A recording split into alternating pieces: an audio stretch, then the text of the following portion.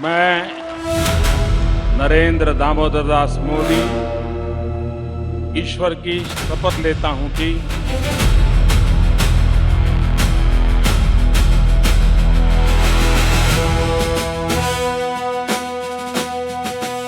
વર્ષ 2014માં નરેન્દ્ર મોદીએ દેશના પ્રધાનમંત્રી તરીકે શપથ લીધા બાદ ભારતની રાજનીતિ, અર્થવ્યવસ્થા અને શાસન વ્યવસ્થામાં અનેક મોટા ફેરફારો જોવા મળ્યા.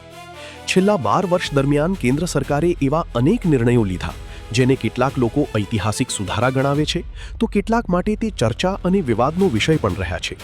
રામ મંદિર નિર્માણ, આર્ટિકલ 370 દૂર કરવાથી લઈને જીએસટીની અમલવારી સુધી, ડિજિટલ ઇન્ડિયાથી લઈને આત્મનિર્ભર ભારત અભિયાન સુધી, આ નિર્ણયોએ દેશની રાજનીતિ, અર્થવ્યવસ્થા અને સામાજિક માળખા પર ઊંડી અસર કરી છે.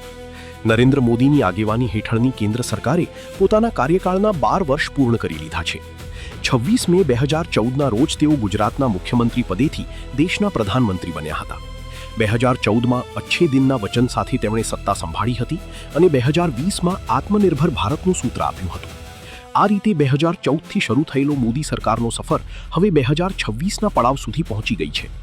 આ 12 વર્ષોમાં ભારતીય રાજનીતિ, અર્થવ્યવસ્થા, સમાજ અને વિદેશ નીતિમાં અનેક ઐતિહાસિક બદલાવ જોવા મળ્યા છે.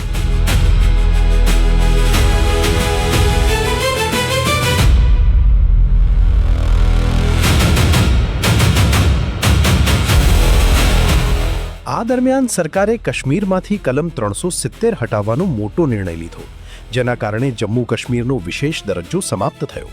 સાથે જ આતંકવાદ સામે કડક પગલાં લઈને સુરક્ષા નીતિને વધુ મજબૂત બનાવવામાં આવી. ખેડૂતો માટે પીએમ કિસાન સમ્માન નિધિ યોજના શરૂ કરવામાં આવી, જેના અંતર્ગત ખેડૂતોને દર વર્ષે આર્થિક સહાય આપવામાં આવે છે. બીજી તરફ એક દેશ એક કરના સૂત્ર સાથે જીએસટી અમલમાં મુકાયું, જેને દેશના સૌથી મોટા આર્થિક સુધારાઓમાંનું એક માનવામાં આવે છે. જો કે નાના વેપારીઓ અને ઉદ્યોગકારો દ્વારા શરૂઆતમાં તેની અમલવારીને લઈને અનેક પ્રશ્નો પણ ઉઠાવવામાં આવ્યા હતા. ડિજિટલ ઇન્ડિયા અભિયાન અને યુપીઆઈ આધારિત પેમેન્ટ સિસ્ટમના કારણે દેશમાં ડિજિટલ ટ્રાન્ઝેક્શનનો વ્યાપ ઝડપથી વધ્યો. નાના વેપારીઓથી લઈને મોટા બજારો સુધી ઓનલાઈન પેમેન્ટ સામાન્ય બની ગયું.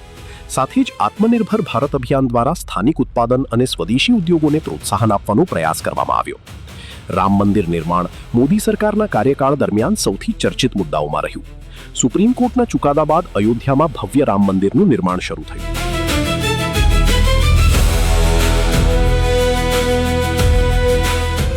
બીજી તરફ નાગરિકતા સંશોધન કાયદો એટલે કે સીએએ અમલમાં મુકાતા દેશના અનેક ભાગોમાં વિરોધ પ્રદર્શન પણ જોવા મળ્યા હતા.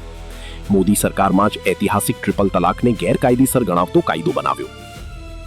રાષ્ટ્રીય સુરક્ષા મુદ્દે કેન્દ્ર સરકારે સર્જિકલ સ્ટ્રાઇક અને એર સ્ટ્રાઇક જેવા પગલાં લીધા. ઓપરેશન સિંદૂર થકી પહેલગામ હુમલાનો જડબાતોડ જવાબ પાકિસ્તાનને અપાયો.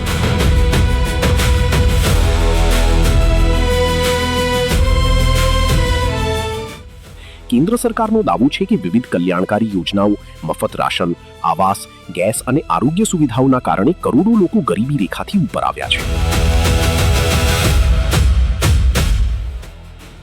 સ્વચ્છ ભારત અભિયાન પણ અસર લાવ્યો છે. જો કે વિરોધ પક્ષો દ્વારા બેરોજગારી, મોંઘવારી અને આર્થિક અસમાનતા જેવા મુદ્દાઓ સતત ઉઠાવવામાં આવતા રહ્યા છે.